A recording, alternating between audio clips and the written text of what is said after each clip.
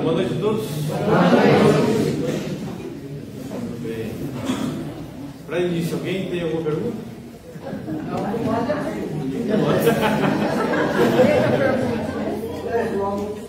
Tem uma pergunta que amadureceu de ontem para hoje? Já saiu. Na verdade, eu não queria saber, mas vamos lá. A gente vai visitar uma criança recém-nascida. Como é que é? A gente vai visitar uma criança recém-nascida. Já sei. Bom, não é família católica. E daí, veio aquela coisa, mas então como é que faz? A gente não pode batizar nunca em nome dos pais. Certo? De repente, os pais têm tutela dos filhos enquanto eles são pequenos. Então, se eles não permitem o batismo, não pode ser. A não ser em caso de risco de vida. Por exemplo, você trabalha no hospital, por exemplo, e tem um bebê agonizando e vai morrer daqui 1 hora, 5 minutos. Aí, mesmo sem autorização dos pais, se você é um enfermeiro, se você é um médico, você pode pegar um copo d'água e batizar. Está perto, você pode fazer isso. Eles não querem batizar e minha mãe, nós vamos lá domingo, né? Jundiaí, minha mãe falou que ia batizar. Eu falei, mãe, não pode. Não pode. Infelizmente não pode. Nós estamos falando exatamente sobre isso. Mas eu faço meio sem... não pode porque se os pais não autorizam e o bebê não está em risco iminente de morte, podem fazer rezar por ele. Rezar por ele. Bom. Mais algum?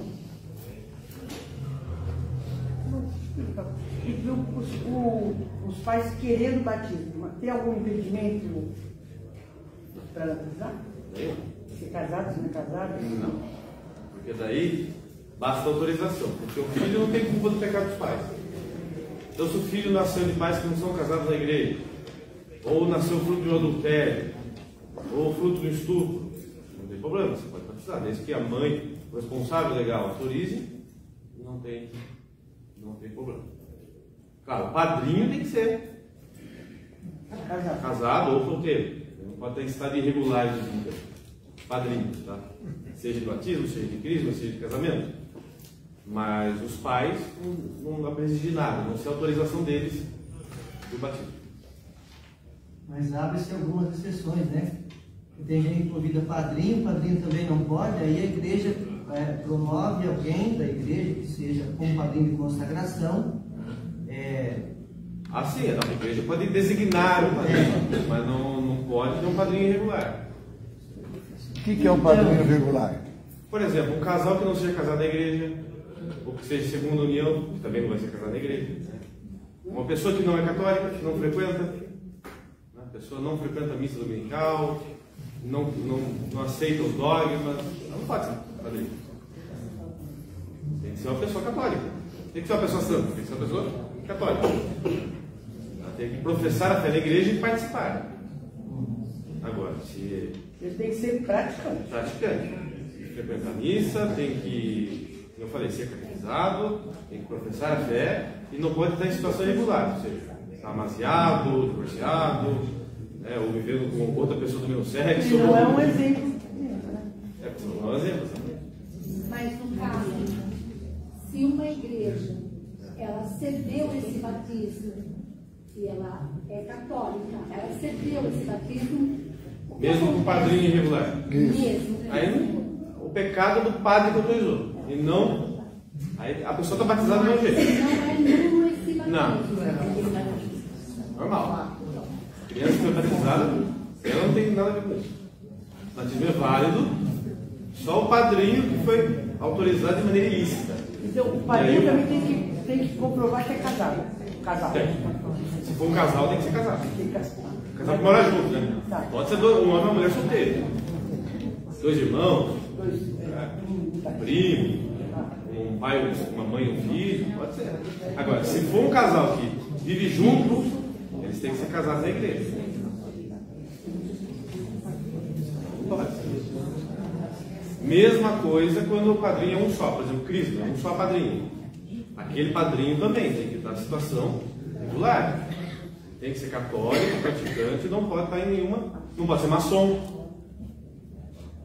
não pode ser publicamente parte de nenhuma organização contra a igreja, não pode ser espírita, não pode participar de Umbanda. Por que você fala no maçom? Se um casal maçom traz o filho para a catequese, bom, eles foram batizados, aí se transformaram, foram para a maçonaria e traz o filho para a catequese, como é que fica?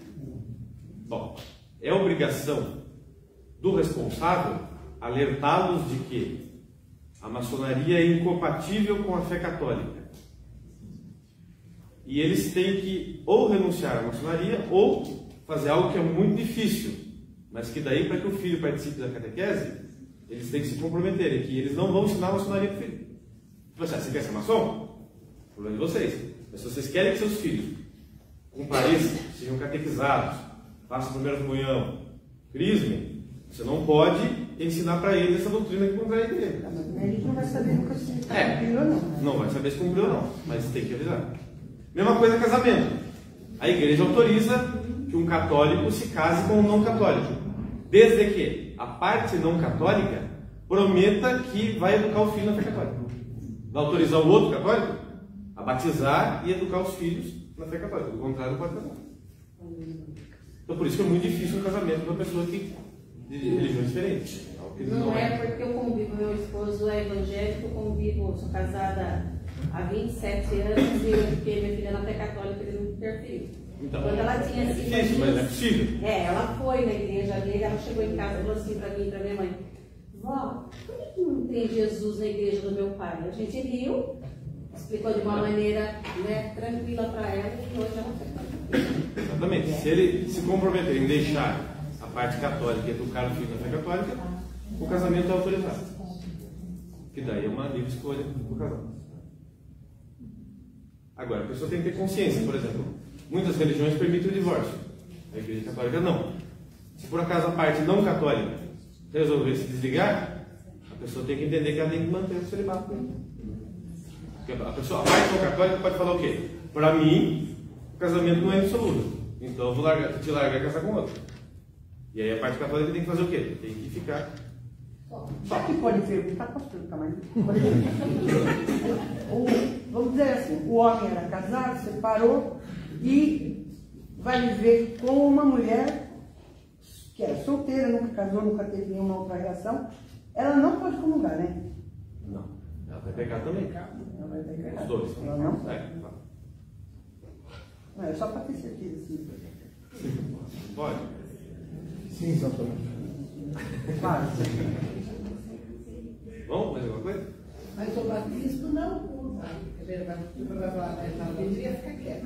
Mas, um exemplo.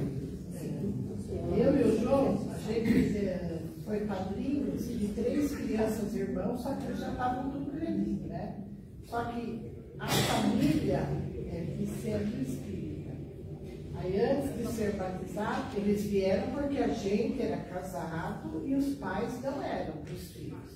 Aí o padre, lá da SECAP na época, ele falou assim, eu fui perguntar para ele, eu falei assim, eles querem batizar as crianças, mas eles são espíritas. O padre falou, eu não posso negar o batismo, agora vocês podem dizer não. Aí nós achamos assim, como um acordo, não, se vai ser válido, então é válido o batizado deles, né? É válido, mas como eu falei, eles precisam prometer que vão educar o filho na fé católica. Mas não educa. Então, esse é o problema. Então, mas daí Não, batismo é válido. O Sacramento é válido. Mesmo que você seja autorizado, aí que está. A gente tem que ter um discernimento que é o seguinte: uma coisa é validade, outra coisa é licitude, ou seja, se é lícito ou não. Por exemplo, eu não posso batizar uma criança que os pais não autorizaram, mas se eu batizar, está batizado. Ou seja, eu cometo um pecado de desrespeito, porque foi ilícito, mas foi válido. Entendeu? Ah, você batizou por isso? Eu cometi um erro. Por quê? Porque eu não poderia ter feito isso, mas foi válido. Está batizado. Uma vez feito. No caso fosse uma avó que quer batizar Mesma o neto coisa. e os pais dos filhos não querem. Mesma coisa. Ela não pode desrespeitar a autoridade dos pais. Mas se batizar, está válido. É isso que vocês têm que entender. A diferença de licitude com validade. Tá? Por exemplo, se o Papa ordenar um menino de 5 anos de idade bispo, é válido? Ele é bispo? Não é lícito. Ele cometeu um pecado. Mas o problema é dele. Ou seja, o sacramento acontece. Entendeu? Por quê? Porque é matéria. O homem é matéria do sacramento da ordem. Então, mesmo que seja criança, vai ser válido. Entendeu? Vai ser ilícito. E quando aquela criança crescer, ela vai poder decidir se ela quer continuar ou não. Mas que for válido, foi. Então, eu falei, uma coisa é a validade, outra coisa é a licitude do sacramento. Tem pecado que vale a pena. Hã? Tem pecado que vale a pena. Não. Não, porque não Não pode brincar, né? Mas salvar uma criança, no caso de. Mas eu tenho que confiar em Deus aí, né? Tem que rezar por ela, nesse caso específico. Mas, bom, eu sou madrinha, tudo é complicado. Nós fomos padrinho de uma criança, e depois, quando ficou a família, foi padrinho de casamento do casal, e depois eles convidaram a gente a ser o padrinho da criança. Aí, futuro, eles mudaram de religião. Eles vieram pedir para nós, para a gente batizar o filho novamente. Eu falei, mas onde vocês estão com a cabeça? Exatamente. Tem lógica. Aí, com certeza, eles arrumaram uma outra pessoa. A gente não tem como resolver os problemas do mundo. A gente tem só que saber o certo e o errado. Para nós, está tudo certo. Seus afilhados. Tem que pensar. Tem como É a mesma coisa casamento. Por exemplo, a pessoa não pode se casar e falar assim, não quero ter filho. O casamento é para formar uma família, para ter filhos. Então ele tem que prometer ali pro sacerdote antes, vocês estão dispostos a formar uma família, ter filhos? Sim. Aí você casa. Se depois eles mudam de ideia, problema dele. Não tem como você controlar a vida dele. Mas e se ele fala não, o padre? Aí não casa. O padre não casa. Não pode casar. E eu não caso. Não pode. E eu não caso. Se ele falar assim, não quero ter filho, então para aqui. Acabou o processo. Perguntar, uma pessoa é batizada na Igreja Católica e depois de determinada fase da vida opta por um outro batismo, uma outra doutrina. Ela continua batizada. Ele seria só um outro símbolo, porque o batismo é um só. Não acontece nada. Só que é um pecado. símbolo. É uma simbologia. Ela entra em estado de apostasia. Ou seja, é o abandono da igreja, da fé. Mas ela continua batizada. Então, até que se ela se arrepender, ela não vai ser batizada de novo. Ela vai simplesmente confessar e voltar para a igreja. João, mas ela não continua tendo fé em Deus? Por exemplo, ela muda de... Mas não é a fé da igreja. É a fé da igreja. Ok? Não é chão. Muito bem. Falei para vocês que hoje eu vou falar um pouco sobre a visão. Na verdade, eu já até tratei desse assunto na nossa última formação. Mas eu acho que é bom eu não só relembrar, como aprofundar alguns pontos, explicar algumas outras coisas de outra forma. E, inclusive, tem gente aqui que não estava outra vez. Né? A nossa sociedade moderna, eu não vou entrar nos detalhes de cada ramo filosófico que influenciou a cultura e a política e a sociedade que nós vivemos hoje. Mas eu vou falar do fundo comum de todas essas ideologias que, como eu falei, dão um tom da mentalidade moderna, da mentalidade da sociedade de hoje, que nós vemos por aí, e que todos nós recebemos ou da escola, ou da própria família, ou dos filmes, ou da literatura, enfim, que está diluído aí, né, na sociedade. E que, querendo ou não, nos influencia. Contrária à visão católica, existe uma visão que se chama gnóstica. Então, o cristianismo, né, ele vê assim, Deus é um ser pessoal, ele é o ser que é a inteligência pura, que é o bem, que é o amor, que é a perfeição máxima, e ele cria, por um ato de vontade, o universo. Eu suponho que essa bola é o universo. Deus a bola do universo. Ele cria porque ele quer. o universo e ordena o universo. E no universo ele cria o ser humano. Ele cria o ser humano, que no universo material é o mais próximo a ele. Por quê? Porque tem inteligência. Com a inteligência eu sou capaz de conhecer a mim mesmo, a realidade, o próprio Deus e tomar decisões. A inteligência também implica em vontade, capacidade de escolha. Tá? Visão católica. A visão gnóstica, ela entende que Deus e o universo são uma coisa só. É um uno, vamos dizer assim. É tudo uma coisa só. E eles acham que no princípio, então, vamos puxar isso para cá. Então havia esse Deus que é esse uno. E tudo que existe estava como que dentro dele. As coisas contraditórias, vamos dizer assim, né? Os opostos estavam todos harmonizados dentro dele. Até que, e aí varia de seita gnóstica para seita gnóstica, a razão, um princípio desses resolveu, vamos dizer assim, se revoltar contra o ser divino e, vamos dizer, entre aspas, arrebentou o ser divino e o dividiu. E aí as coisas começaram a existir de maneira isolada.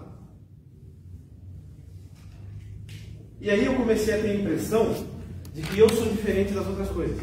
Ou seja, na visão católica, fundada na realidade, eu sou diferente das outras coisas. Nós somos seres humanos, né? Cachorro é cachorro, gato é gato, árvore é árvore, pedra é pedra, e cada pessoa humana é singular também. Ou seja, tudo que nós estamos percebendo de fato é real. Na visão gnóstica, as coisas são partes do ser divino.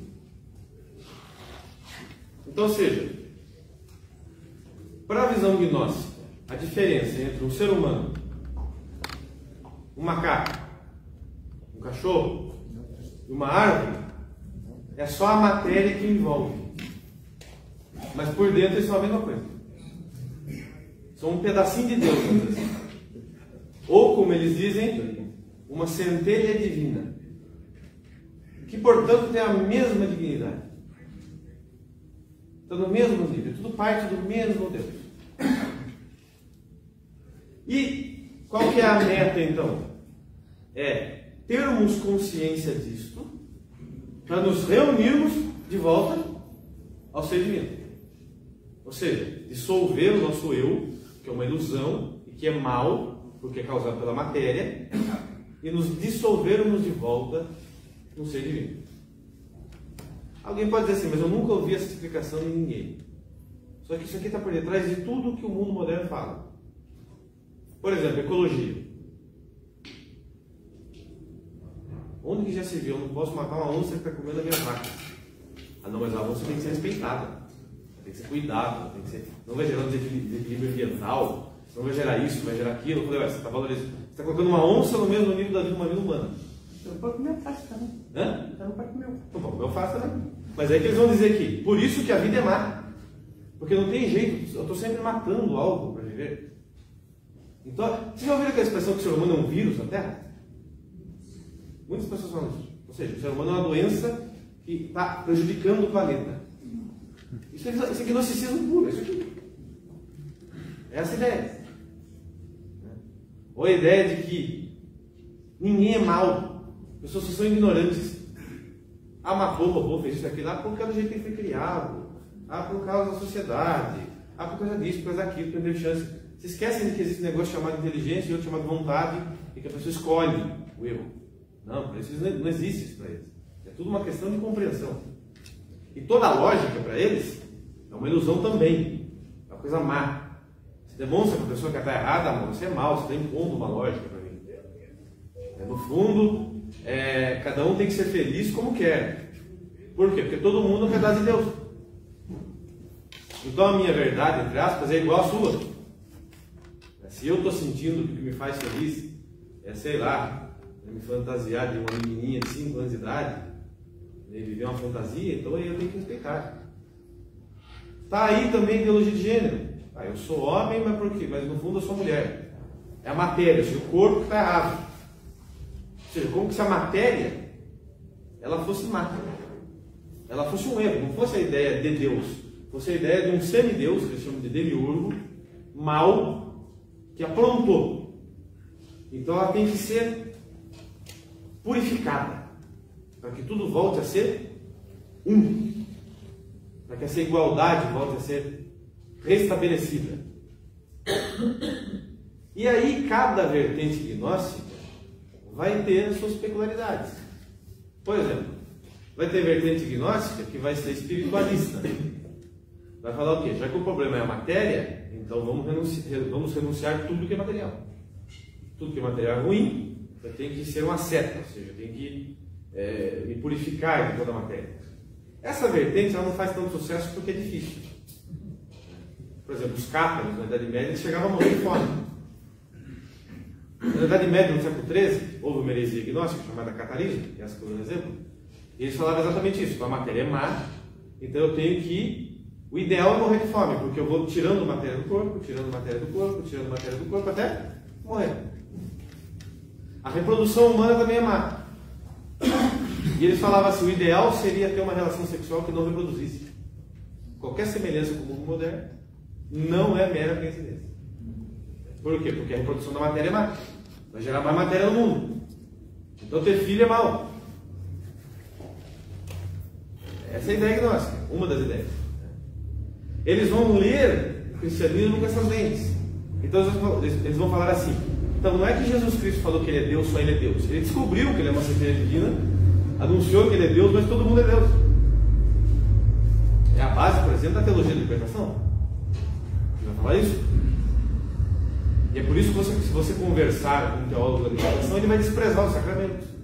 Ele vai desprezar a ideia de pecado, porque a ideia de pecado é uma construção social que a igreja inventou para controlar a população, comida, blá blá blá blá blá blá.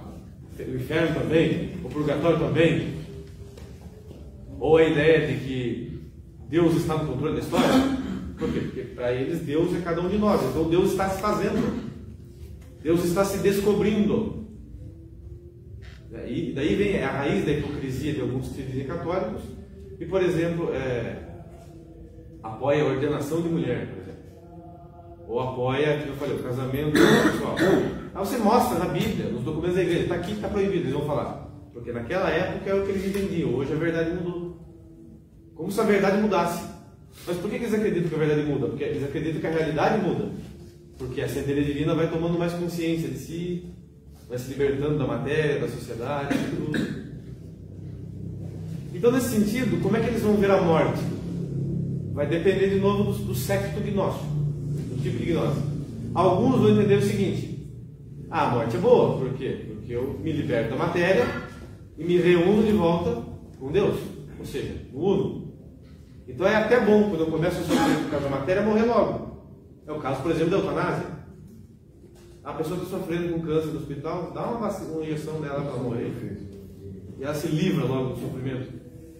Como se a vida fosse nossa, e como se o sofrimento fosse intrinsecamente mal, e como se eu tivesse autorização de me matar por fim a minha vida só para fugir do sofrimento. Isso é uma ideia. Tem a outra ideia que acredita que, bom, a centelha, enquanto ela não se conscientiza, ela vai nascendo de novo para tomar consciência do que ela é. E aí a ideia da reencarnação, como por exemplo os espíritas, pensa, o espiritismo é gnosticismo puro. Porque o espiritismo ele pensa o que? A matéria é má. Nós nascemos aqui por algum castigo. Eu tenho que ir me purificando nas constantes reencarnações até que eu me liberte da matéria e vire puro espírito. E aí eu evoluo. Entendeu? Eu vou evoluir, ser uma outra criatura, né? Porque não tem criação para eles. Eu vou ser uma outra categoria de ser, e nessa categoria aí eu vou estar livre dos sofrimentos terrenos e vou ajudar os outros. E vou evoluindo. É como se fosse um videogame. Até que eles entendem Jesus nisso, eles entendem Jesus como um ser evoluído, não como Deus. Às vezes as pessoas me perguntam por que o católico não pode ser espírita. Muito mais grave do que a invocação dos mortos, eles não acreditam no Deus que nós acreditamos. Eles acreditam nesse Deus que eu estou descrevendo. Eles não acreditam que Jesus Cristo é Deus. Eles acreditam que Jesus Cristo é um ser evoluído. Por quê? Porque no fundo todo mundo é Deus. É a ilusão máxima do ser humano de achar que ele é Deus. Outros vão ser puramente materialistas, vão dizer o seguinte: já que tudo é a mesma coisa, né, e o seu eu individual é uma ilusão, você morre e acaba. E aí você se reintegra no todo. Então o que você tem que fazer em vida? Você tem que ter o máximo de prazer possível, de realização pessoal possível, dos seus sentimentos. Mesmo que você demonstre para a pessoa que o segmento daquelas paixões causa sofrimento e elas são objetivamente erradas, eles vão negar. Por quê? Porque eles não querem aceitar. E aí eles apelam. Por exemplo, eu falo para a pessoa que a gula é um problema, porque a gula causa doença física. A pessoa vai dizer o quê? Mas isso é a lógica sua, imposta. Você vai, pera lá, mas é a realidade. A realidade para você, para mim não. Tem muita gente assim, tem um monte de gente obesa no Instagram falando que cada um tem que comer o tanto que quer e tal. Outro dia morreu um com 32 anos, que é defensor dessas ideias. E se eu falo que ele está defendendo algo que faz mal, querem me processar. Porque eu estou respeitando a opinião alheia. Como se fosse uma opinião, não eu. Objetivo. Então a visão deles da morte e da salvação é esta.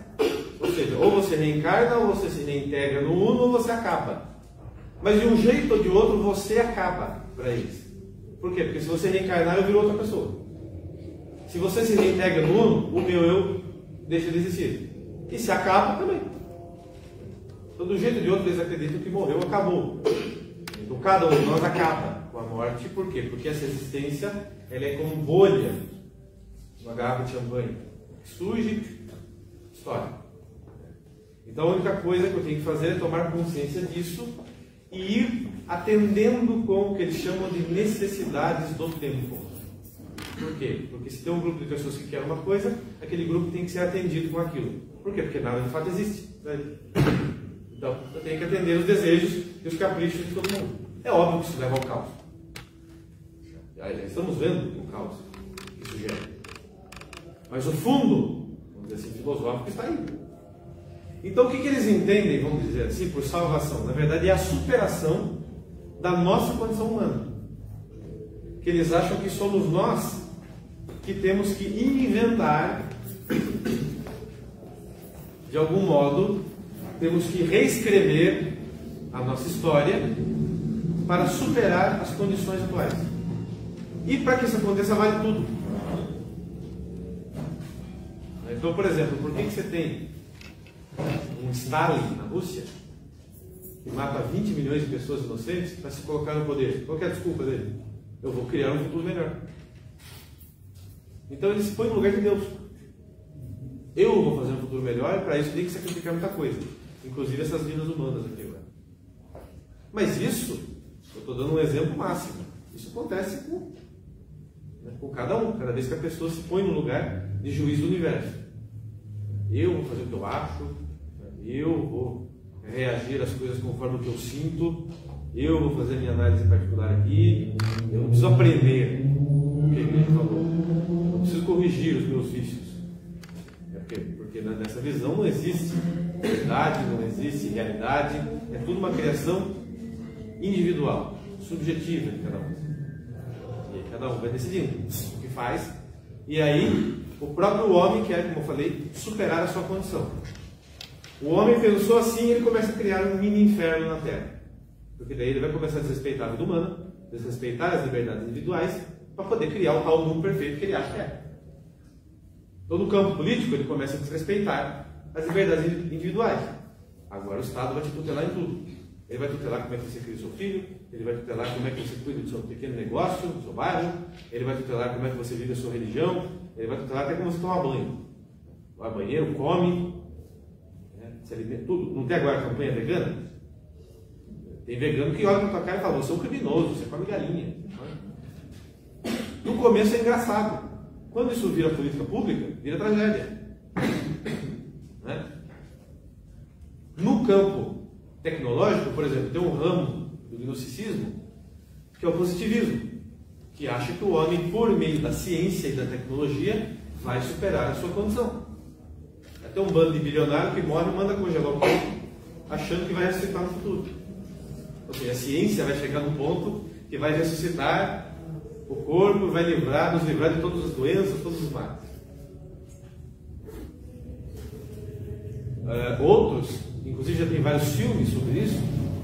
Tem uma série da Netflix que se chama Black Mirror. A Black Mirror retrata isso, essas ideias gnósticas do positivismo, que é a ideia de você fazer download da consciência do computador e viver no computador, como se a consciência fosse um software, como se fosse um programa que possa ser baixado. Mas tem gente que acredita nisso, e aí esquece de Deus e começa a criar ídolos. Isso não é diferente do bezerro de ouro. Isso é um bezerro de ouro atualizado, reatualizado. Né? Toda vez que você acha que não é Deus que vai trazer a salvação, e não é Deus que vai te livrar dos males, você parte para o gnosticismo. Ou a ideia é própria da ideia gnóstica. Então, já que todo mundo é centelha divina, alguns sectos vão dizer assim: todo mundo inevitavelmente vai chegar à purificação e vai chegar à felicidade eterna de volta no mundo. Então o inferno é passageiro. E você vê, essa ideia está dando seminada na cabeça. Tem gente que assusta quando você fala o inferno é eterno. O inferno é eterno. Mas na mentalidade gnóstica, o inferno é passageiro, como é o inferno dos hinduístas e dos budistas, por exemplo. Ah, você vai ficar 1 milhão de anos no inferno, mas sai. Vai você purificar, pagar por tudo que você fez, você sai. Aí você sobe de nível, vai e volta. Então a ideia de que haja o que houver, eu vou ficar bem, todo mundo vai ficar bem. Então, o que isso gera em consequência? Gera tolerância com o erro, inclusive. O mal. Ah, não, eu não posso punir. Outro dia eu vi um caso, acho que foi agora, semana retrasada, passada. Acho que um menino de 13 anos matou o pai e a mãe. Não foi que a namorada? O irmão de 3 anos. E o irmão de 3 anos. O que vai acontecer com ele? Ele vai lá para a instituição casa, com 18 anos ele sai. Porque, ele era só criança. Sai pior que entrou, porque vai lá e aprende. Mas qual que é a base dessas leis? São essas ideias gnósticas. Que vão...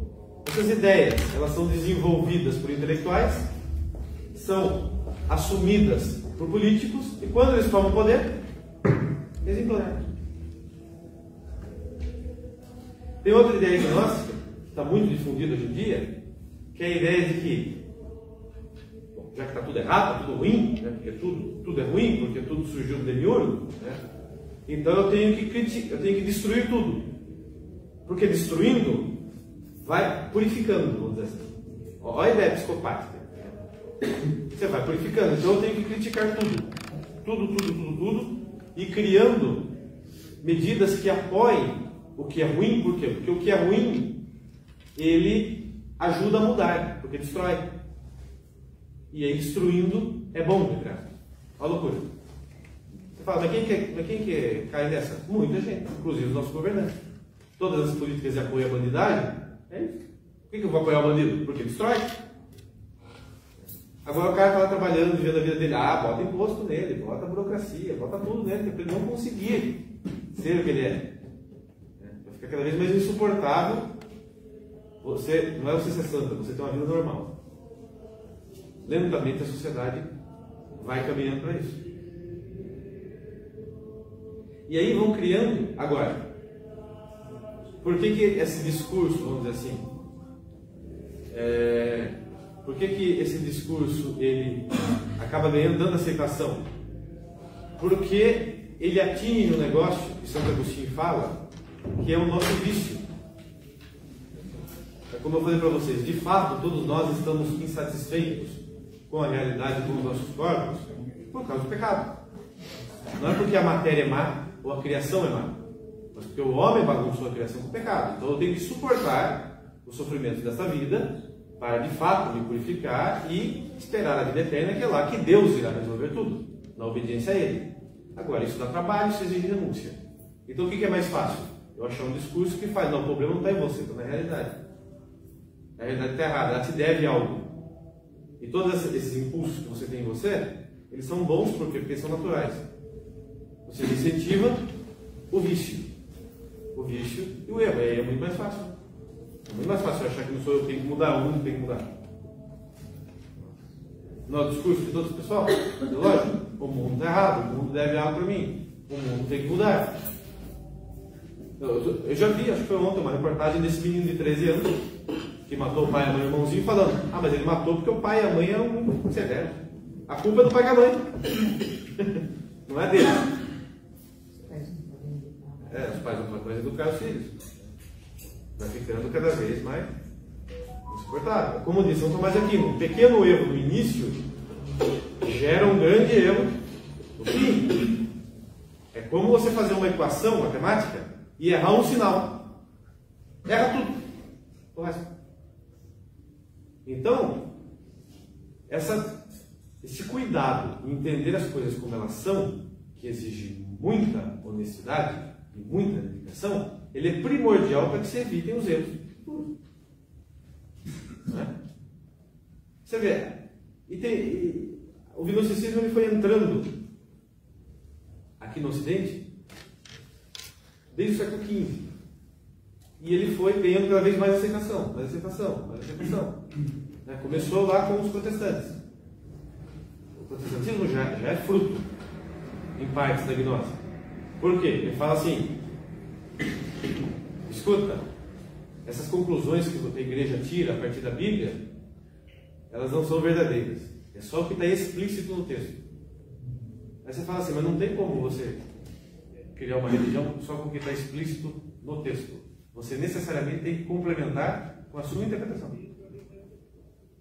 E aí eles elevam a interpretação pessoal à interpretação que a igreja faz ao longo dos séculos. A pessoa quer discutir com o Papa, com os concílios, com os grandes teólogos, como se ela estivesse no mesmo nível. Isso é gnose. Outra coisa, a recusa dos sacramentos. Os protestantes não batizam, ou se batizam, não acreditam na eficácia, como nós acreditamos, não tem Eucaristia. Ai, que absurdo Jesus falar Eucaristia, porque pão é matéria. É gnose. E isso vai gerando. E eles criam o que? A teologia da prosperidade. Eu tenho que prosperar na vida. Invertendo o que Jesus falou. Jesus falou o contrário. Na verdade, quem me segue tem provações. Ou vai ser provação financeira, ou vai ser provação de doença, ou vai ser provação de perseguição, ou vai ser provação de ignorância. Alguma provação você vai ter ao longo da vida. E eles invertem a coisa. Então isso gera gnosticismo. E isso vai gerando. Gera iluminismo, gera a Revolução Francesa, e gera um mundo que a gente está hoje. Nós estamos hoje que é anticatólico. É que está, o mundo que nós vivemos hoje é anticatólico. Na raiz. E nós, que somos católicos, somos hoje exceção. Nós somos tolerados ainda, mas não somos aceitos. Pela política, pela cultura do mundo de hoje, quem é católico está errado. Você pode até ser católico, mas você é louquinho, né? Você é aquela pessoa meio desconectada. Você não está de acordo com o que nós dizemos. Aí você começa a viver o básico da doutrina católica e chama você do quê? De radical. A pessoa chega e vai lá, você vai à missa todo domingo, você se confessa, você tenta evitar o pecado mortal, ou quando você comete o pecado, se confessa, você tenta evitar a imoralidade, você reza todos os dias. A pessoa fala: nossa, está virando santo? Não, você está fazendo o mínimo. O santo faz muito mais que isso. O santo é São Francisco Xavier, né, que sai do conforto da casa dele e vai embora para a Índia. Arriscar pegar malária, arriscar morrer no mar, batizar 1000 pessoas por dia. São Francisco Xavier chegou um dia que ele quase perdeu o movimento do braço, tanta gente que ele batizou. Ele não estava nem aí, outro dia estava batizando de novo. Ir lá e junto, e calor, e comida ruim, e desinteria. E ele lá. Isso é santidade. É entrega total. O renúncio total a todos os apegos para Deus. Agora, quem segue o certo, no mínimo, é o mínimo, né? Seguir os 5 mandamentos da igreja, seguir os 10 mandamentos, isso aí é o mínimo. E as pessoas veem como radical. Mas por que vê como radical? Porque já não aceita mais a igreja. Porque nesta visão, é óbvio, a igreja é contrária. Tudo que a igreja ensina é contrário. Agora, eu tenho que entender que em mim existe uma grande parcela disso, dentro de cada um de nós. Que é quando se assusta ou não gosta, ou tem alguma resistência quando tem contato com alguma verdade da igreja. E eu tenho que fazer uma escolha. Ou eu sou do mundo ou eu sou da igreja. Ou eu me adapto, ou eu quero adaptar a igreja a mim. E aí, você não está dentro da igreja, está fora.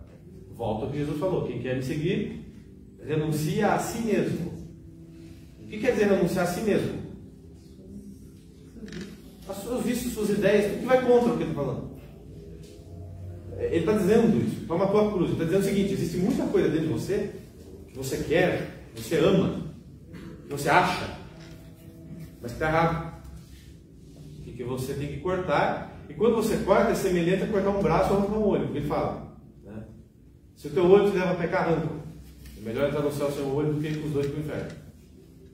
Se o teu braço te leva a pecar, corta. O que ele está querendo dizer? Ele está querendo dizer isso: que renunciar a algo que eu amo causa uma dor em mim semelhante a cortar um braço. Mas se eu não fizer isso, não vai ter desculpa. É aí que está a questão. Ele está avisando. Você não vai ser perdoado, você vai com os dois para o inferno. Não é porque dói, não é porque é difícil que eu vou te perdoar.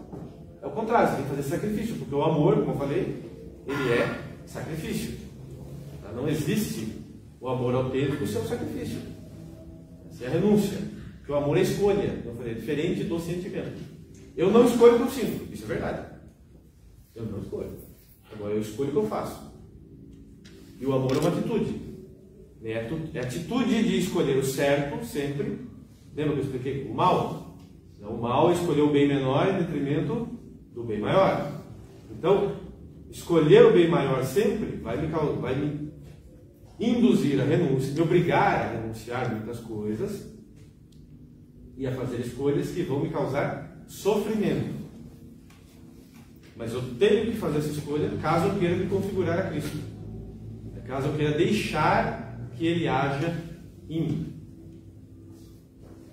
Vou fazer uma reflexão agora sobre o próprio processo de santidade. Alguém tem alguma dúvida sobre essa questão da gnose? Eu sei que eu fiz um resumo aqui muito por cima, mas precisa saber, vamos dizer assim, essencial, fundamental, que esta visão ela é contrária à visão católica, ou seja, ela é contra a própria realidade, e ela acha que tudo que existe é a mesma coisa e que somos nós que inventamos a nossa felicidade e, entre aspas, a nossa salvação, que é a nossa elevação e superação da nossa condição atual.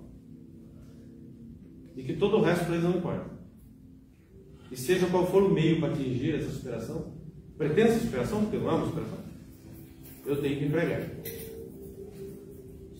Alguma pergunta? Nossa, João, mas então, se você for ver, você praticamente convive com todas essas pessoas o dia a dia. Claro. Só isso. Claro, todo dia. Tem até gente que frequenta a igreja.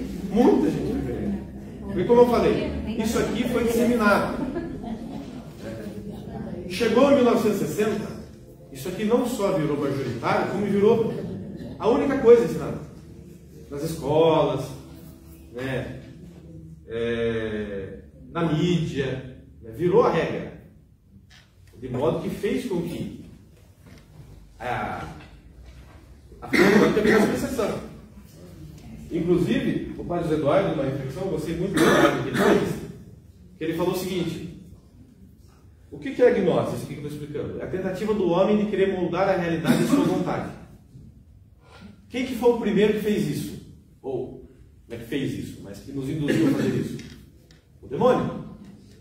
Quando o demônio fala para ela: se comerdes o fruto, sereis como deuses, ele está querendo dizer isso. Ou seja, vocês vão poder determinar o certo e o errado, vocês vão poder moldar a realidade. É isso que a serpente está querendo dizer. É esta a tentação. Vocês serão conhecedores do bem e do mal como Deus. Não é conhecedor no sentido que ela não sabia o certo e o errado.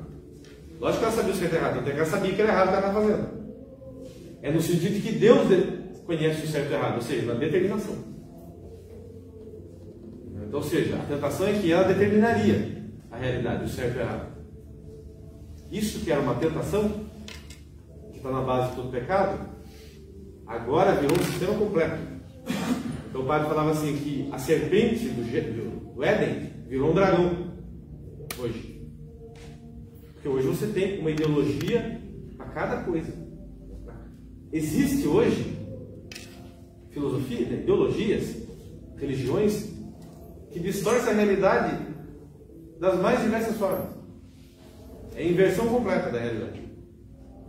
Tanto que eu falei, o bom é mal, o bom é destruir, não é construir, é o bandido que é bom, nós somos ruins, homem não é homem, mulher não é mulher, e aí vai, né?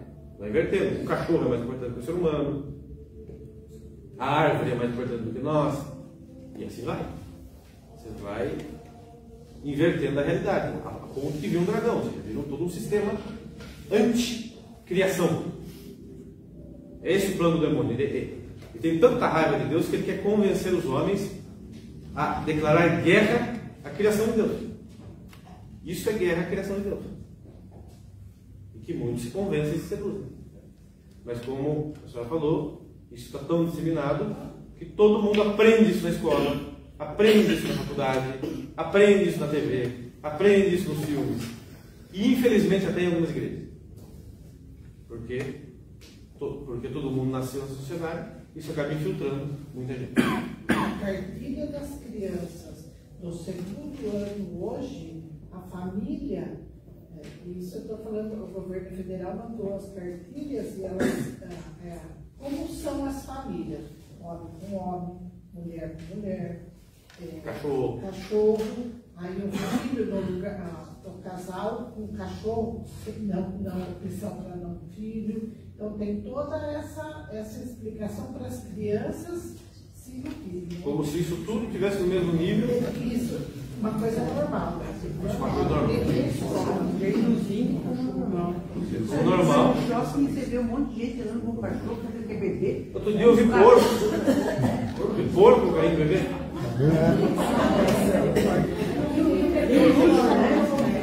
Não, bebê reborn é o auge, né?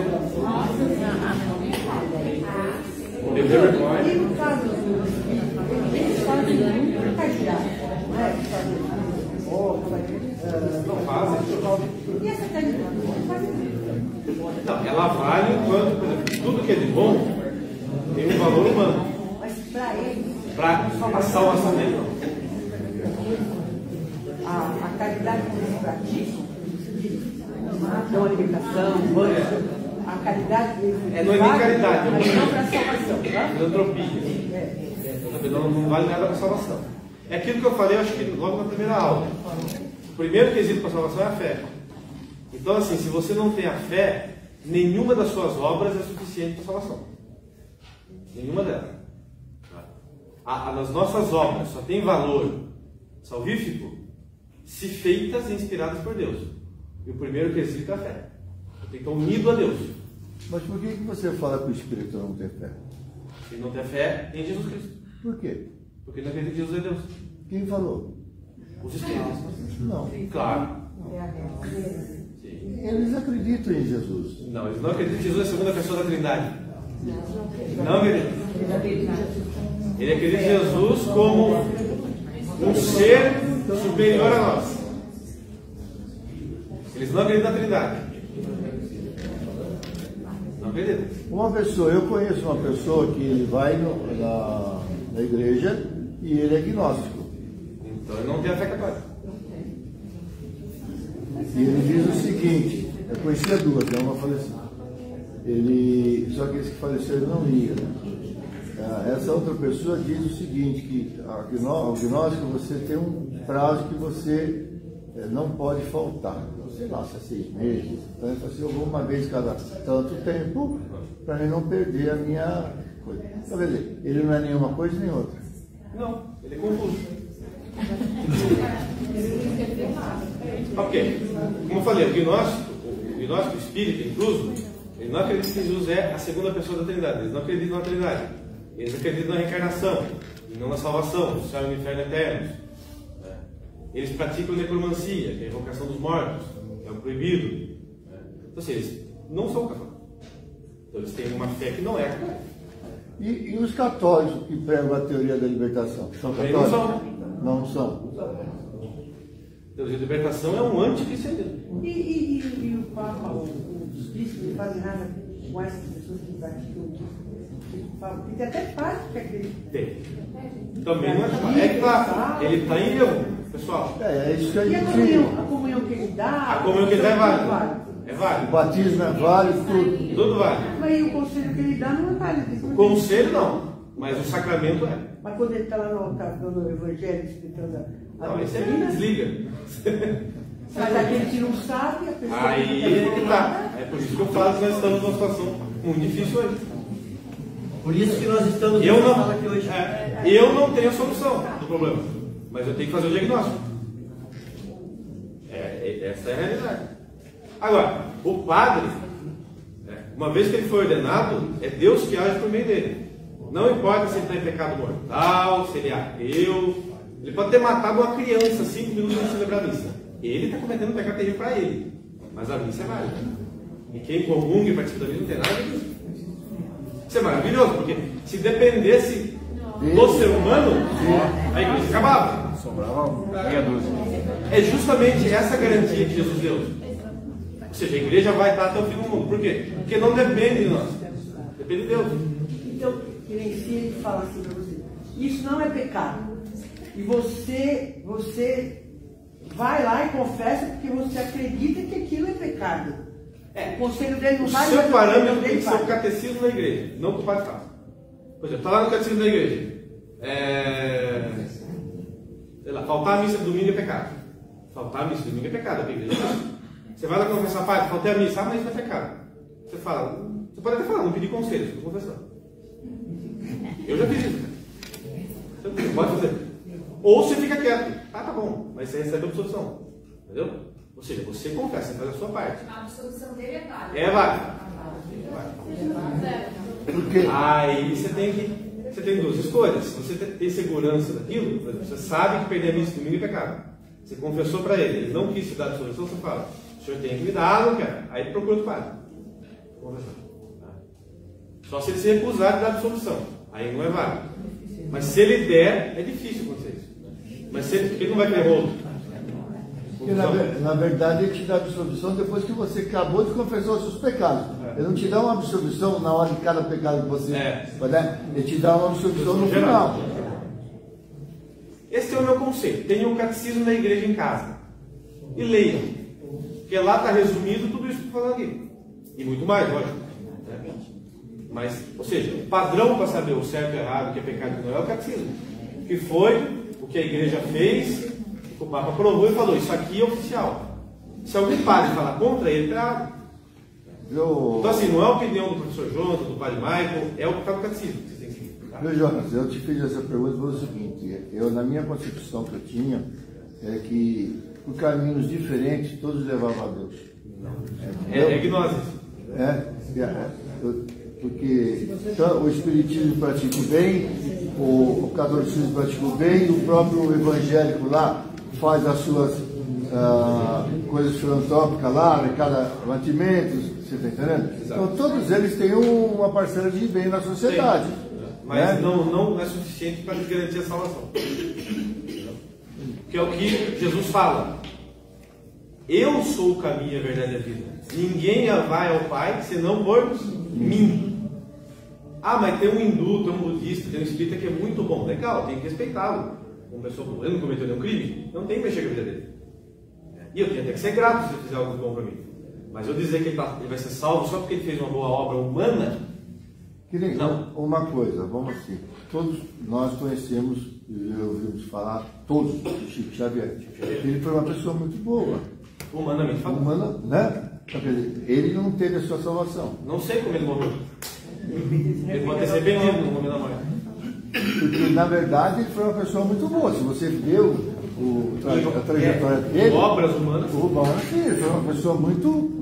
Eu conheço ateu, eu conheço um médico ateu que opera de graça criança que tem deficiência.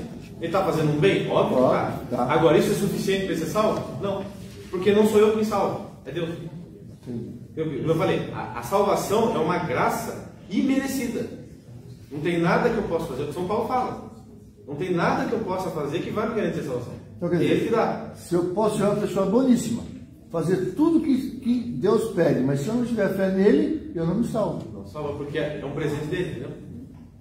Agora, se você tem a fé nele, e aí todas as suas obras ganham valor sobrenatural. João 3,16, não é isso? Hã? João 3,16? Creio que sim. Deus mandou o seu Filho ao mundo para que todo aquele que nele Crer não pereça, não pereça. mas tenha vida eterna. Todo que nele crer, ou seja, quem não crer. Então, mas se a pessoa que for, vamos dizer assim, a pessoa que tiver uma outra religião, ela faz tudo o que tem que ser feito e crê em Deus, Mas tem que crer em Jesus. entendeu?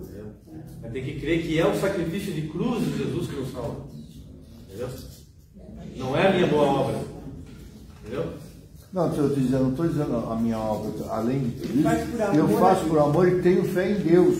Você tá entendendo? Mas tem que ser específico. Entendeu? Jesus Cristo, a Trindade, que Jesus é a segunda pessoa da Trindade, que é a cruz dele que paga a minha pena eterna, aquilo que eu falava nas outras aulas. É o sacrifício de cruz dele que paga a minha pena eterna. Então eu tenho que abraçar isso e tornar Jesus Cristo o centro da minha vida. A pessoa tem que acreditar na Santa Trindade. Na Santa Trindade e no sacrifício de no Jesus. sacrifício de Jesus na cruz. Na cruz, e que eu tenho que estar na igreja dele, que é o corpo dele, para ser salvo. Pode falar que é Deus, mas não é o Deus de Jesus. Não é Só pode ser judeu. qualquer outro.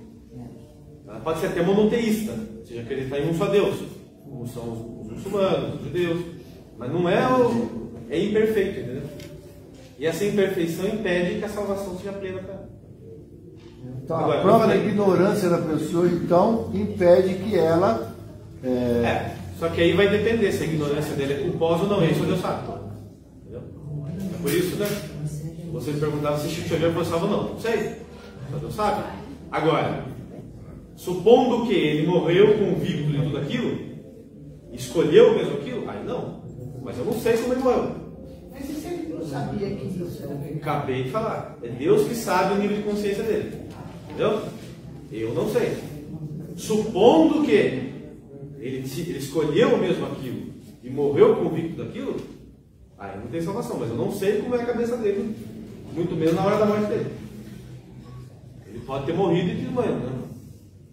5 minutos antes da morte. Eu não sei, hein, claro.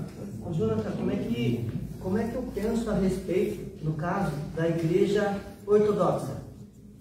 Os ortodoxos, eles são católicos.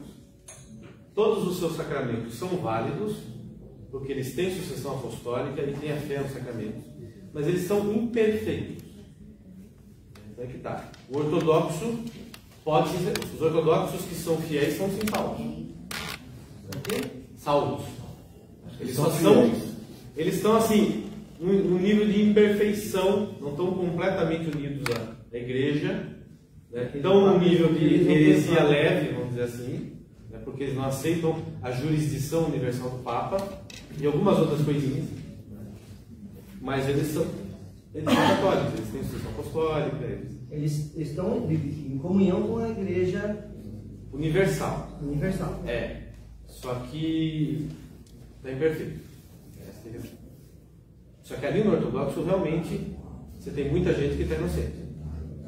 Por quê? Porque ali as pequenas divergências, politicamente acaba sendo uma grande divergência, né? Institucionalmente falando, mas na fé elas não são tão grandes, elas realmente não implicam malícia, ou seja, maldade na escolha. Realmente é algo possível de se pensar da forma como eles pensam. Então eles estão muito mais próximos de nós do que qualquer. Teria alguma outra religião também, por exemplo, evangélico? Não, porque não acredita em Nossa Senhora, né? Não é nem isso. Eles têm uma, por exemplo, os calvinistas têm uma outra concepção soteriológica de salvação. Mas, João, agora eu pergunto para você, que nem eu nasci na igreja, na família católica. Mas aí, vamos supor, o João é a pessoa assim, a criança nasceu e a família toda é espírita. Ela cresceu naquela vida ali. Mas quando ela cresce, ela tem consciência, ela pode buscar por si. Né? É só o pequenininho, né? Mas é muito difícil, né? Quando você está numa família que todos, no caso... difícil, mas é possível. Mas a criação da pessoa também... Assim, é um pouco mais, assim, o espírito é uma coisa assim que até todo mundo comenta, que não está escrito lá na Bíblia. Mas e os evangélicos? De novo, você ficou adulto, você tem possibilidade, né, Você pode ir na loja e falar assim, o que? Entendam uma coisa.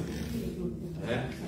E isso aqui eu não estou absolutizando, mas eu estou dizendo que isso é fato. Quem ama a Deus ama a verdade. E quem ama a verdade busca saber.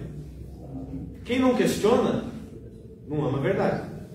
Se você nunca pensou assim, será que eu estou errado? Será que está certo isso aqui? Você não ama a verdade. Entendeu?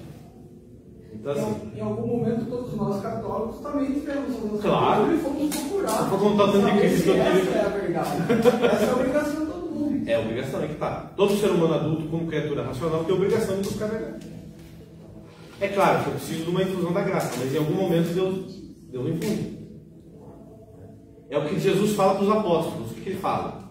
Vocês imaginam quando Jesus criou a igreja com os apóstolos? Mas ninguém era católico. Começou do zero. Todo mundo foi criado numa família, ou judia ou pagã. Todo mundo foi criado naquela mentalidade pagã. O que os apóstolos chegavam no meio da vida, ninguém nunca tinha visto a cara deles, eles falavam, vocês estão tudo errado. E eles anunciavam. E o que Jesus falou? Ide pelo mundo e anunciai. Se vocês forem acolhidos, vocês chegam lá, jantam, dormem lá, e ensinam, batizam. Agora, se vocês forem rejeitados, o que vocês têm que fazer? Bata a poeira dos pés. Então ele está dizendo o seguinte, que aonde vai um apóstolo, ou seja, onde vai um enviado de Deus para evangelizar, Deus dá a graça para a pessoa entender que aquilo é verdade. E se ela rejeita, foi porque quis.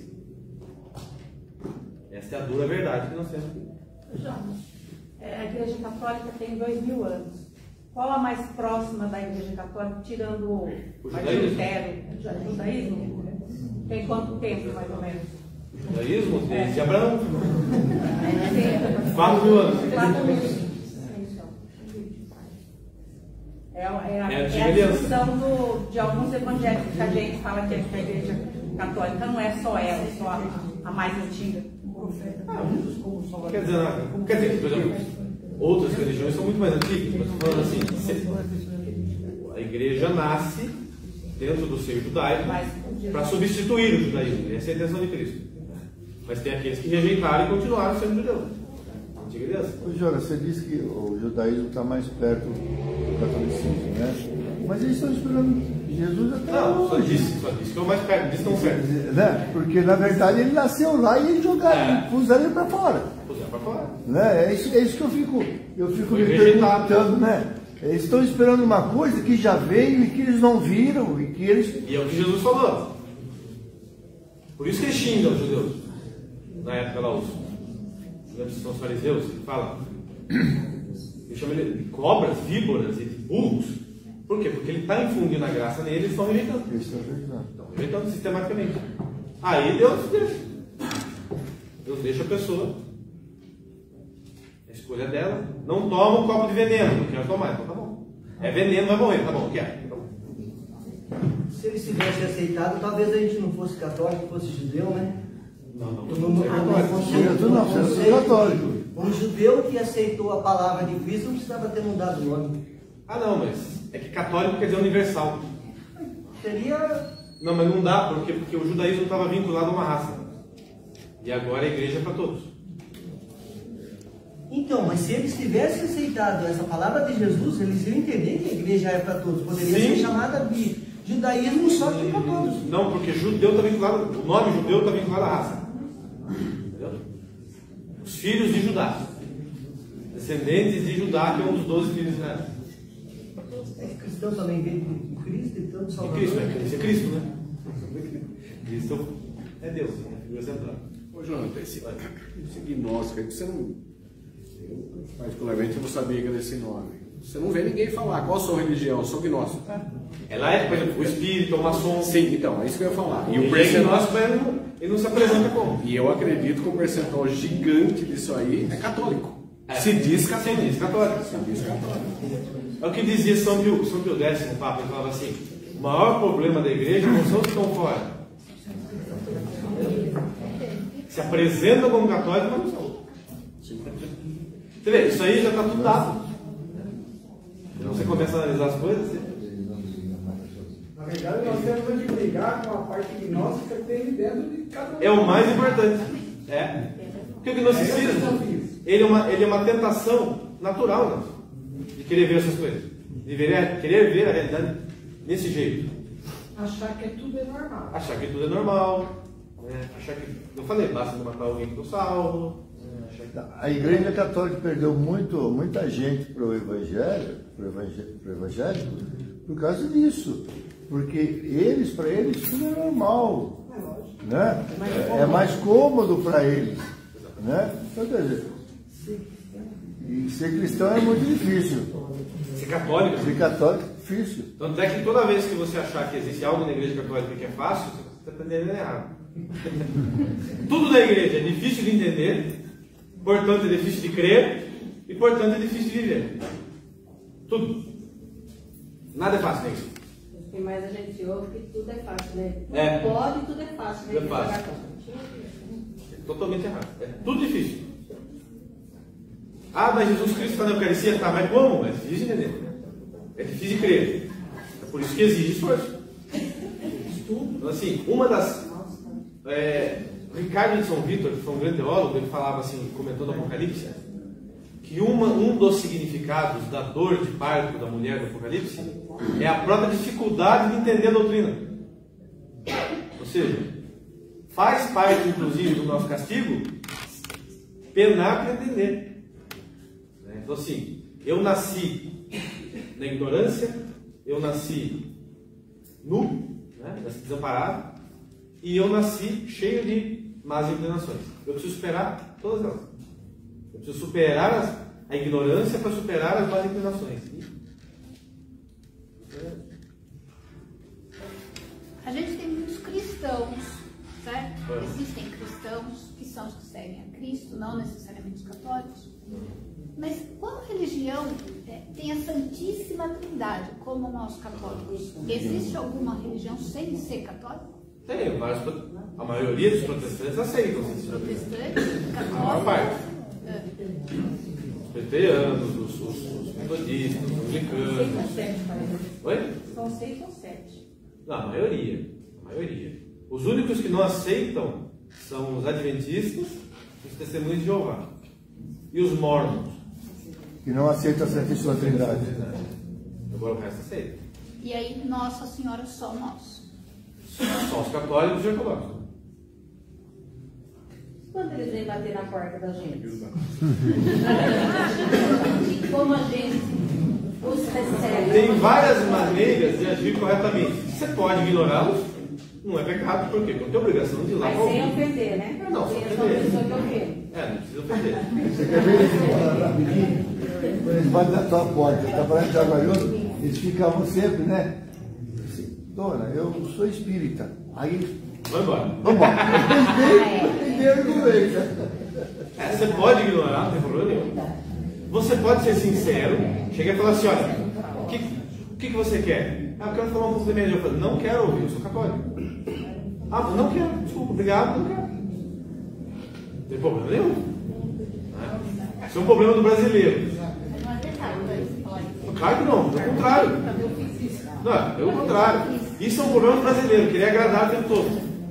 Você vai, por exemplo, Estados Unidos, Europa, Japão, ninguém faz isso. Você chega para uma pessoa, faz a pessoa fala, não quero. Tá bom. É isso. Ou se você estiver com muito espírito de debate, você pode tentar discussão ali. Mas aí, eu não recomendo. Eu geralmente sou sincero. Eu falo assim, ó, obrigado, não quero, outra coisa. Eu falo isso. Ah, mas não tem problema, vamos conversar. Não quero. O João estava descendo, batendo no meu portão. Bom dia, também. Mas, cara, aí eu assim, quando me desceu um pouquinho da minha palavra, aí eu falei assim, por favor, irmão, porque eu acabei de vir daqui agora, eu sou católica, não quero essa palavra.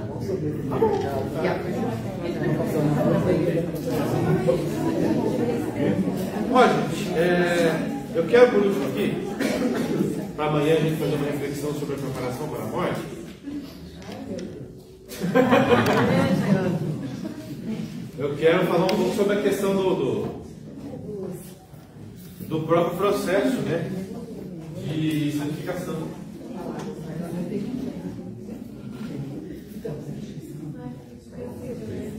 Todo mundo aqui lembra da parábola do semeador. maneira mais fácil de entender, eu acho, a nossa relação com Deus no processo de santificação, vamos dizer assim. Por quê? O que Jesus fala? Sai o semeador, ele joga a semente. Ou seja, ele está dizendo que, como eu falei para vocês, a fé e o desejo de conhecer, de amar a Deus, de se salvar, não somos nós que criamos por nossa iniciativa. É Deus que vem e infunde. Ele que infunde, sem pedir permissão. E sem mérito nenhum nosso. Não é porque a Vera é uma pessoa boa. Não, nada a ver. É Ele que gratuitamente vem e cria o desejo em nós de conhecê-lo, de nos convertermos e de ir para o céu. Ele que gera, ele planta semente. Então, a primazia é dele, não nossa. Só que, aí ele vai falar dos tipos de terreno. Tem semente que cai na pedra, e aí o sol mata. Tem semente que cai no meio do espinho, ela até cresce, mas focado. Tem semente que cai na estrada, aí vem o pombo e come. Já tem semente que cai em terra boa e germina, cresce e dá frutos. O que quer dizer? Quer dizer que Deus joga a semente, ou seja, ele nos atrai, só que ele não obriga a perseverança. Ele nos atrai e dá o sinal da perseverança, mas eu tenho que aceitar. Aceitar, ou seja, eu tenho que querer e renunciar. O querer e a renúncia, eles são quase que simultâneos. A renúncia vem depois disso. Logo em seguida, do desejo, eu tenho que renunciar. O que eu falei para vocês. Tem gente que quer, mas não renuncia isso que a gente está discutindo aqui. As opiniões, os desejos, os amores, os apegos. E aí eu espinho. Ou seja, até quer, até germina, mas os vícios que ela não quer deixar Deus cortar, sufocam. Por quê? Porque Deus também, ele se propõe a tirar os vícios. Ou seja, quem quer e está disposto a renunciar, está disposto a sofrer, portanto, para que Deus faça o trabalho dele, ele vai tirando os vícios. Mas quando a pessoa não está disposta a renunciar, o vício é como um espinho que sufoca. E aí Deus não tira, deixa correr. Tem gente que já rejeita de cara, que é a pedra. Se anuncia, ou seja, Deus infunde a graça e a pessoa fala, não. E aí morre. Tem gente que se deixa levar, fácil. É o pombo que vem indo, até germinaria, porque é na estrada, mas não tem foco. Não tem também a disponibilidade, a disposição para renunciar. Agora, aquela pessoa que Deus infunde a graça e ela quer, aceita e está disposta a renunciar, ela é terra boa. E aí Deus faz germinar. Então o nosso papel é muito pequeno, mas ele existe, que é a aceitação. A aceitação implica em aceitar, querer e estar disposto a renunciar. O resto é Deus que faz. Ele cria o desejo e aí naquele que vai aceitando, querendo mais, ele vai encaminhando, ou seja, vai frutificando boas obras até chegar na santidade. Você concorda comigo que é muito mais fácil a semente, quando Deus lança a semente numa idade mais madura? Então, por exemplo, nós que estamos aqui, nós já estamos, mais maduros. Do que, por exemplo, um jovem de 15 anos que está no meio da sociedade. Então, essa semente, ela é lançada várias vezes na vida? Em alguns casos sim, em alguns casos não. Aí depende de Deus. Porque lembrem-se, Deus não tem obrigação nenhuma em relação a nós. Então o simples fato de ele estar dando uma chance já é muito mais do que a gente merece. E ele não garante mais que uma chance. Tem gente que insiste. Tem gente que dá 20, 30, 40 mil chances. Tem gente que dá uma só. E por isso que ele avisa. Ele fala, se comporte como se você tivesse uma só. Porque ele não está garantindo mais que uma para mim. É aí que entra a soberania dele. Ou seja, ele deu a chance, a pessoa não quis. Ele pode simplesmente abandonar. Então aí só ele sabe. A gente não sabe. Agora, eu falei para vocês, enquanto a pessoa está viva, ela está tendo chance. Agora, tem gente com 18 anos morre. Ele teve a chance e deixou passar. Tem gente que vive até 100, com 99 se converte. Ou seja, Deus teve mais paciência, vamos dizer assim. Mas aí é critério dele. Ele não tem obrigação em relação a nós. O critério é inteiramente dele. Deus não nos deve nada. Então, a chance que ele está dando já é mais, infinitamente mais do que merecendo. Então, por isso que tem que... É por isso que ele faz todas aquelas comparações entre as virgens prudentes e as virgens que não são prudentes. Uma está esperando com óleo. E ele alerta: a morte virá como um ladrão. O ladrão não avisa. Às vezes Deus dá uma graça muito específica para a pessoa. Né? Mas eu não posso contar com isso nem pedir, porque é vaidade. Quando ele dá, é por iniciativa dele e a pessoa tem que ser extremamente grata. Mas eu não posso exigir, porque como disse Jesus no deserto, não tentarás o Senhor teu Deus. Exigir algo a mais para Deus é tentar Deus. Eu falei, a minha posição em relação a Deus tem que ser sempre de humildade total. Eu dependo dele para tudo. Não é assim, ele tem que dar mais uma chance. Não tem essa. Eu tenho que dar chance para os outros, porque nós estamos no mesmo barco aqui. Né? Então, se Deus está dando chance para mim, quem sou eu para negar chance para o outro? Agora, ele tem o critério absoluto. Não, é muito complicado. Não é complicado. É difícil. Agora, aí você pergunta assim, você convive com seus familiares, vamos colocar na sua família, cada um de um jeito. Aí você vai ter que deixar uma parte daquilo, você vai ter que abrir mão disso tudo, porque aquilo ali não está mais assim, batendo as ideias, vamos por ideias, os costumes. Mas abrir mão em que sentido? Do tipo assim, se afastar, que nem você vai fazer uma opção, olha, eu vou dar um exemplo. Um exemplo assim, eu vou na casa de um familiar e aquele familiar só bebe. Tá? Aquilo ali não me faz bem, é lógico, né? E aí eu me afasto. Mas eu teria que, na realidade, ficar mais próximo daquilo. Não necessariamente. Porque assim, se aquela atitude da pessoa está te prejudicando, você não tem obrigação de estar ali. Você não pode também se expor ao risco constante. Mas você me falou que aí você tem que fazer o bem para o próximo. Não, fazer o bem, pelo amor de Deus, tem um discernimento. Fazer o bem não significa que eu vou salvar o próximo. Quem salva é Deus. Então, por exemplo, você tem um casal. Eu num casal casado. Aí um começa a ameaçar a vida do outro. Ele tem o direito dado pela igreja de se separar. Você não pode casar de novo, mas é uma ameaça à vida, você pode separar. Né? Então assim, você tem que agir na medida das suas possibilidades. Não é assim que é dom de Jesus Cristo. Né? A gente age de acordo com as nossas possibilidades. Tá? Não é achar que eu tenho que estar convivendo com todo mundo o tempo todo. Às vezes, porque se a pessoa, por exemplo, uma pessoa fez uma traição muito grande para você. Você tinha lá um amigo, um parente, e ele aprontou com você num nível que não dá para confiar mais nele. O que você faz? Você se afasta. Você não pode conviver com aquela pessoa. Você reza por ela. Mas ela está num nível de corrupção, só Deus pode ajudar, não eu. Entendeu? Eu ajudo na medida das minhas possibilidades, não além delas. Tá? Quando eu digo que o outro tem que ser tolerante, é em sentido potencial, digamos assim. Ou seja, eu nunca tenho que ter um ódio pelo outro. Eu tenho que estar sempre aberto, vamos dizer assim. Por exemplo, se eu tivesse certeza que aquela pessoa mudou, eu teria que ter a disponibilidade de acolhê-la incondicionalmente. Mas como eu não tenho o que fazer. Tanto é que a igreja comunga, gente. Por que a igreja comunga? Porque a pessoa chegou num nível de corrupção que ela tem que ser excluída. Se ela se arrepender, ela pode ser readmitida. Mas enquanto ela não se arrepender, ela tem que ser combatida.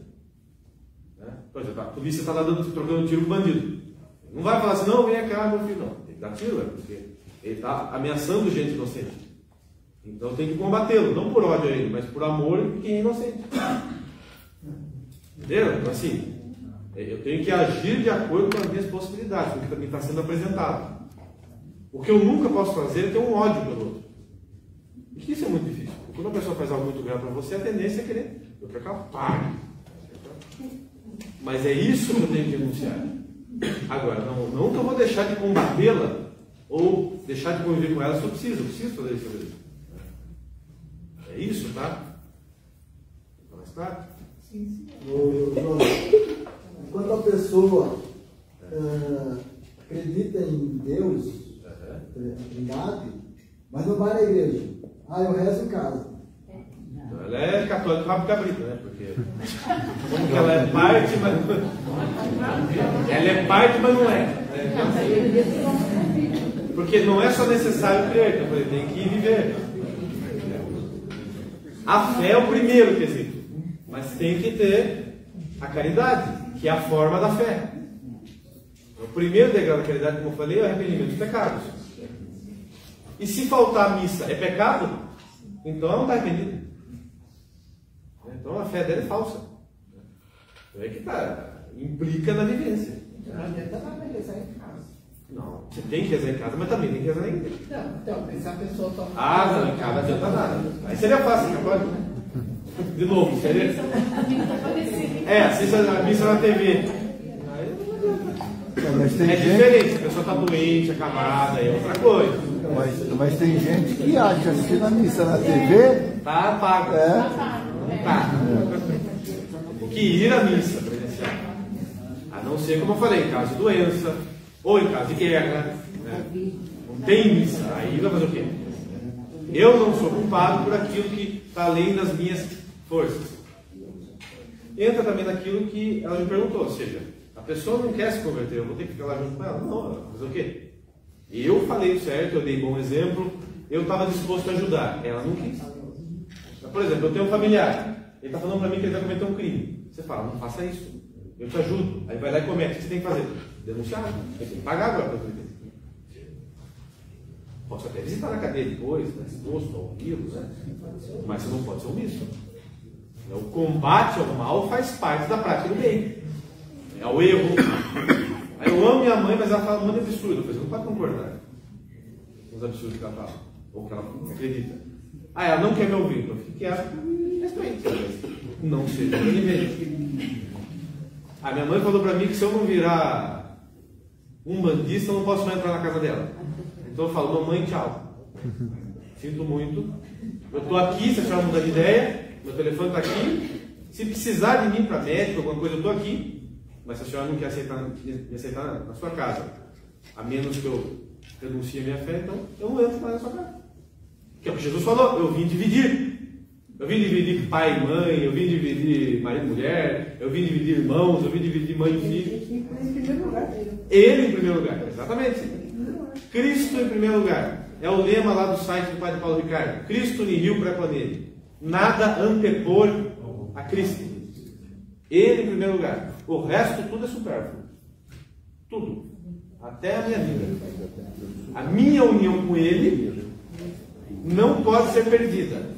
Agora, o resto pode ser perdido.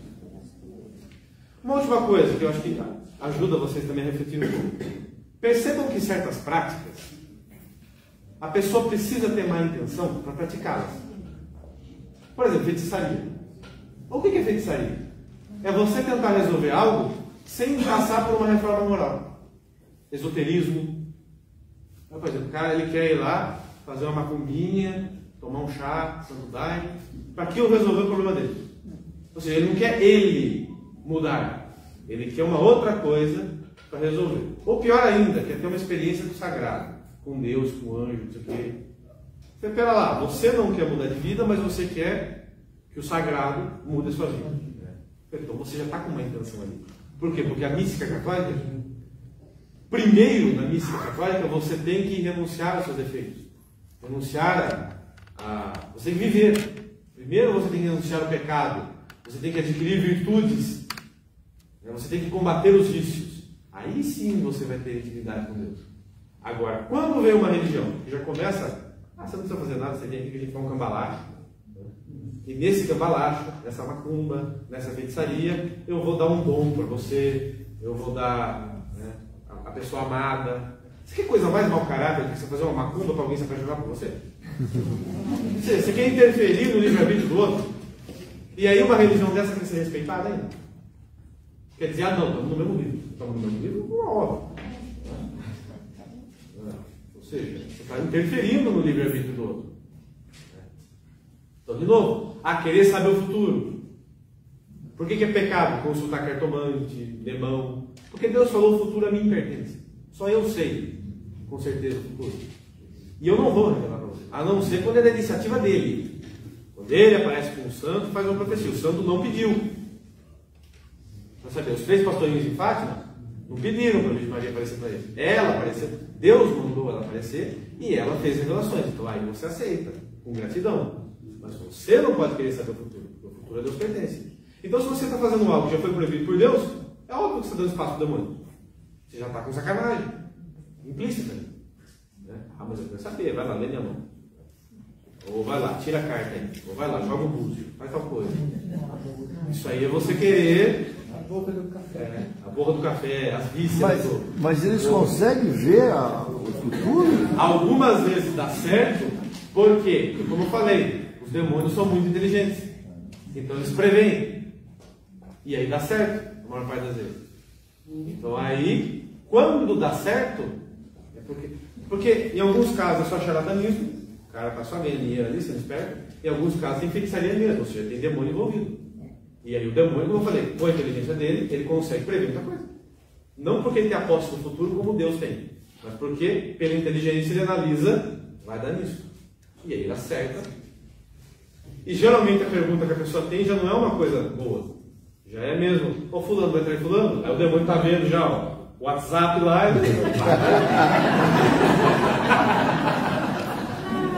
A pessoa chega no feiticeiro. Minha mulher está me traindo, meu marido está me traindo, o demônio está vendo. Aí ele fala, tá. Ou seja, acertou. Mas lógico, não veio de Deus. Vá tal dia no motel tal, você vai pegar. E aí pega. E aí a pessoa se prende aquilo. Por quê? Está vendo? Deu certo. Mas deu certo já com a má intenção. Ou seja, você querer conhecer as coisas fora dos meios lícitos dados por Deus. Outro dia eu conheci um cara que ele falava assim, que ele tomava Santo Daime, frequentava Espiritismo, frequentava Rosa Cruz, mas não sei o que, para invocar anjos. Eu falei, meu filho, você está invocando demônio. Não, eu me protejo disso. Protege como? O único caminho que Deus revelou para te proteger disso é a igreja. Agora você não quer, porque você acha que você estudando e fazendo macumba, fazendo isso aqui, você vai conseguir. Então você vai. Rezando em casa. Rezando em casa? Mais uma pergunta? A última. Católica brasileira. Heresia. É protestantismo. Nada tem validade. Nada tem validade. Porque ali foi um bispo que falou, não, eu quero ser o meu. E ele começou a ordenar essa autorização do Papa. Você não pode ser ligado. Agora vamos lá. Eu estou perguntando uma coisa. A gente não pode. A gente pratica, a gente tenta e a gente se esforça muito ser assim, o mais possível próximo das coisas de Deus. Como é que a gente pode, através das nossas orações, a gente pode, através das nossas orações, mudar a vida de uma outra pessoa? Você pode ajudar. Ajudar. Tá? Então você tem ainda como ajudar essa pessoa. Tem, por isso que é um bom conselho. O próprio São Paulo fala. Reze uns pelos outros. Nós temos que estar rezando uns pelos outros. Tanto a nível pessoal, quanto a nível coletivo. Todo mundo aqui já foi na adoração da cruz, sexta-feira santa. Sim. Não tem lá a oração universal? Sim. Reza por todo mundo. Tem os pagãos, os judeus, todo mundo. Você está rezando por todo mundo. A nossa obrigação é rezar. É sempre assim, eu falei. De novo, eu estou sempre rezando e me esforçando. E confiando em Deus. Entrega nas mãos dele. O que acontece, eu não tenho que me escandalizar. Com nada que acontece. Por quê? Se Deus permitiu, algum bem vai surgir daí e ele sabe tudo. eu rezo. Eu me mantenho firme nele. Confio nele. Qual que foi o pecado de Esaú? O pecado de Esaú foi: aconteceu errado, agora eu me revolto. Ele tinha que ter aceitado o desígnio de Deus. Ou seja, aconteceu, então Deus quis, então eu tenho que entender que alguma razão maior vai ter aqui ainda que eu não entendo agora. Eu estou com uma pergunta para fazer, até conversei sobre isso. Deus sabe tudo, Deus criou tudo. Inclusive o próprio demônio. Tá? Então, na criação do mundo, né? Deus criou o anjo, que era os anjos, né? Que era justamente o mais belo de todos, e justamente esse que se revoltou. Ele mais um bando. E mais um bando. Então, quer dizer, no começo da criação já havia revolta. Que coisa isso! Já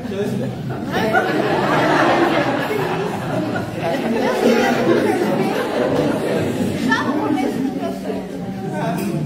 É o que eu falei na aula do mal. Foi na aula de terça que eu falei. É o quesito para que haja livre escolha. Deus os criou de uma maneira tão perfeita que deu a capacidade para eles se revoltar com ele. Para que exista livre escolha, tinha que ter esse risco, essa possibilidade. O risco é nosso. É o seguinte, nossa. Uma pergunta. Amar ao próximo como a ti mesmo. Aí uma pessoa me falou assim, entre parênteses, se possível, existe isso?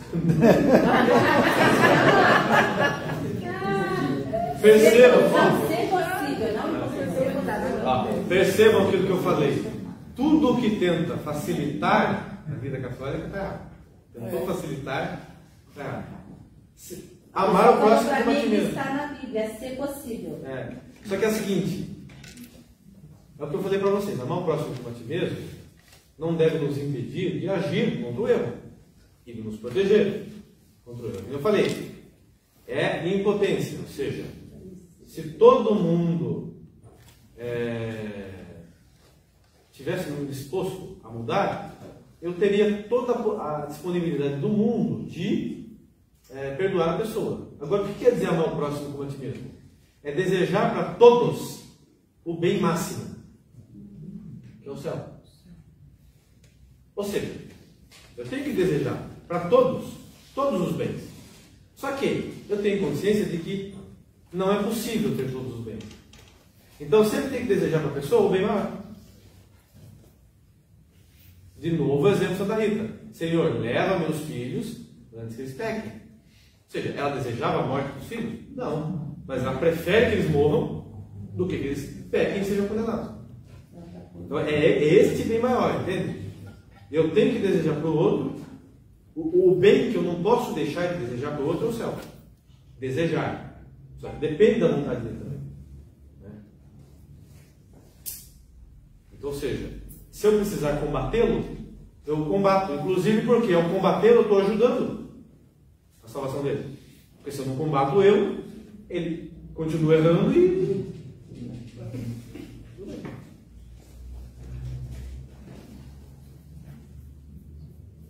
Combatendo quando eu tenho certeza que está errado.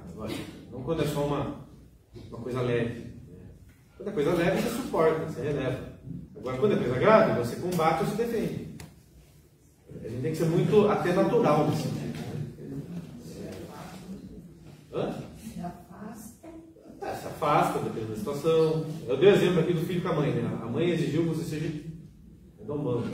Ou muitos casos, né? Às vezes a pessoa... O filho quer ser padre, ou quer ser freire, e o pai e a mãe falam, não aceito. Aí você fala, tudo bem, não aceito, eu vou ser do meu jeito. Vai fazer o quê? E fica disposto, eu falei, aberto a se reconciliar e continua rezando por ela, desejando o céu. Você continua. O que a igreja fazia na Idade Média, quando alguém era condenado à morte? O sujeito era lá, cometia um crime, matava alguém, era condenado à morte. O padre ia até o fim esperar a confissão da pessoa. Até na forca. Até do lado da forca, 1 minuto antes de ele chegar e falar para a pessoa, quer se confessar? Se a pessoa fala assim, não, deixava ser enforcado. Mas naquele momento, a pessoa poderia se confessar e ser salva. Ou seja, desejando o bem maior para aquela pessoa. A sociedade precisou se defender dela, por quê? Porque ela virou uma ameaça. Ela matou um inocente, ela é uma ameaça a outros inocentes, ela precisa pagar pelo que ela fez e ela precisa ser excluída da sociedade. Mas sempre aberto à salvação da alma dela. Agora, se ela recusa, aí não tem problema.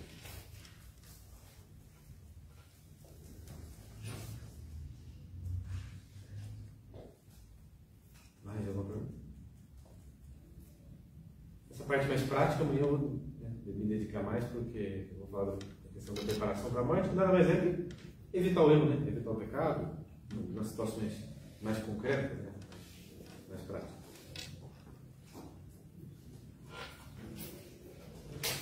Ok? Então, ficamos por aqui hoje, até amanhã.